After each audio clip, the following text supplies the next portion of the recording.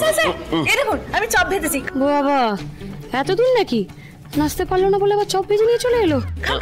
আরে আরে আরে তোষা কি করছো রে? আরে খান খান স্যার, খুব ভালো হয়েছে খান। আরে ভালো। আরে এই কি করছোটা কি? আমার ছেলেটা একটু ধীরে সুস্থে খায়, এমন তাড়াহুড়ো করে খেতে পারে না ও। আরে আরে খাচ্ছে তো। এই নিন স্যার নিন না। শুনতে পাচ্ছ না? দেখতে পাচ্ছ না কষ্ট হচ্ছে মানুষটার? স্যার কি হয়ে যাবে? খেতে হবে না, মুখ থেকে ফেলুন ফেলুন, মুখ থেকে ফেলুন, মুখ থেকে ফেলুন। দিদি কিরকম করছে কেন? আদি কি আছে?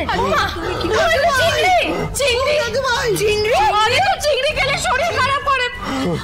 ডাক্তার বাবুরা আপনারা কি একটু দেখুন না এসে। আরে আরে আরে বিক্রি করে বলো না। বিক্রি করে ভাই। বিক্রি করে অ্যান্টিবায়োটিক ইনজেক্ট করতে হবে।